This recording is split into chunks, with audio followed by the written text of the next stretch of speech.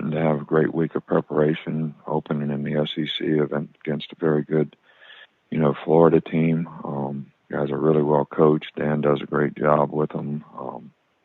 Does a great job of utilizing the players that he has on offense. They play really well on defense. They got good team speed on special teams. So it's a really challenging place to play. It's a really challenging game for our players, and just trying to get everybody ready to respond the right way. First up, we have Edgar Thompson of the Orlando Sentinel. Yeah, hey, Coach. What have you seen from Anthony Richardson? Well, I think both quarterbacks have, played extremely well for them. Emory Jones is a very capable guy. He's a good runner. He's a good passer. Both are very athletic. Anthony Richardson has made some phenomenal plays when he's played, running and passing. So he's definitely, big, strong, running back type guy when he does carry the ball, and they've got some really good quarterback runs to feature that talent. But he's also showed, a lot of poise and presence in the passing game. So, I think both guys are unique in their ability to play the position, and both have been very productive when they've had opportunities to play. I'm sure you could hold court on this topic, but if you had to point to one thing behind your sustained excellence at Alabama, what would it be?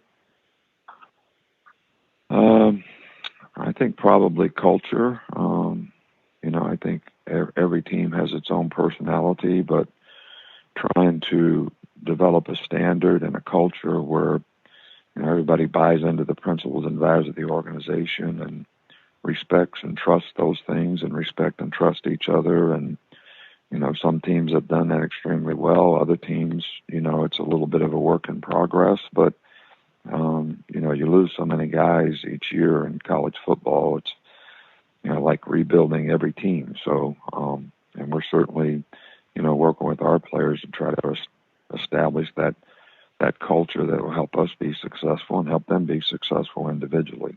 Yes. Hello. Hey, Go ahead, Glenn. Glenn. How you doing? Okay. Good. Sorry, again. Got a new phone. Coach, Alabama and Florida, the campuses aren't close, but they are border states. Is it kind of odd, you think, that the two schools have not played a lot in the regular season, even before the SEC went to divisions? They didn't play much in regular seasons. Yeah, well, I don't have any control over how we schedule games in the SEC, but I think ever since we, went to more teams in the SEC, the only way you're going to play everybody is to play more SEC games. And I've been an advocate of that for, some time without very little support. So, I don't know how you do it when you only play 8 SEC games. You got 6, that you play in your division. You got one natural rivalry that you keep, so you only play one team, a year from the other side, and it rotates. And I mean, I think they do the best job they can with, the situation that we're in. But I've always said it would be great if, every player on your team got to play every school in the SEC in his career. And, with the present format, that's just not possible. Do you sense your players are a little more anticipating this game, a little more zest to this game for them? Well, it's a big game for us. Every game in the SEC is a big game for us. I mean, I don't know how many teams we got in the SEC that are in the top 25, but this is a top 10 team, so it is a big game, and I'm certainly hopeful that they're anticipating the game. Thanks. Next is Lane Higgins of the Wall Street Journal. Hey there, Coach Saban. Kind of in light of the 2 quarterback situation at Florida, I mean, Anthony Richardson obviously hasn't been in for nearly as many snaps as their other option, but the only other quarterback that's really posted the same kind of gaudy numbers before at Florida is Tim Tebow. And I know it's been a long time since you've had the game plan for him, but do you see any similarities at all in the way that, he plays and I guess in how you're approaching scheme for, this game on Saturday? Well, I don't think it's fair to make comparison of players, but we certainly have a tremendous amount of respect for, both their quarterbacks, Emory Jones and Anthony Richardson.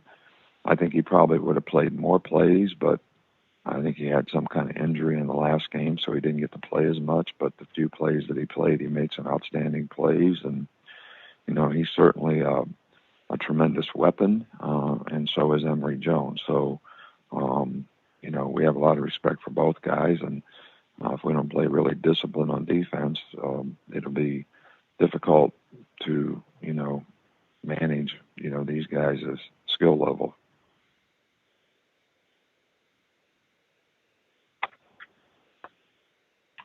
Next is Jason Scarborough of Spirit Media. Coach, I just asked about Will Anderson last week, and he goes out with an injury. If you've updated this elsewhere, I apologize, but what is his status? And if he can't go this Saturday, how do you prepare who steps into that role for him on the road in the SEC? Yeah, well, Will did practice yesterday, and, we're taking it day by day. If he continues to make improvement throughout the rest of the week, he certainly, could play in the game. If he doesn't play in the game, we have several other players who have played, the position, Braswell and Dallas Turner. So we've already lost Chris Allen at that position, which those two guys were, both, very unique players, and I'm not sure you really replace them, but, these other guys are capable. They're young guys. They don't have the same, amount of experience, but we're certainly confident that they can go in and do a good job for us. Thank you, Coach. Next we have Josh Miller of CBS 4 in Gainesville. Hey, Coach Saban, good morning. Morning. So how do you prepare for this rushing attack the U.S. has? Almost 800 yards rushing through 2 games. Obviously, Emory and Anthony can run the ball. I mean, a different U.S. team that you saw in the SEC championship game, more of a passing offense. But what's been the preparation this week for that rush attack from the Gators? Yeah, well, obviously it's very challenging. When you have 2 quarterbacks that are capable of running the ball as they do, and, Dan has always been able to do a really good job of featuring the players that he has on his team. When he was at Mississippi State, he did it with whether it was Dak or, the other quarterbacks that he had over there. And, it's very challenging because you have an extra blocker on a lot of these plays that the quarterback run the ball. So you need a +1 player on defense all the time. And the guy that's assigned to the quarterback better be athletic enough to take them. So it does present a lot of problems, and we're working hard with our players to try to, do the best we can to play, good run defense in the game. But I think, again, as I said before, it takes very disciplined eye control, very disciplined team defense so that everybody, does their job, because you got to account for the quarterback on each and every play. Thank you, Coach. That's all of our time, Coach. Thank you.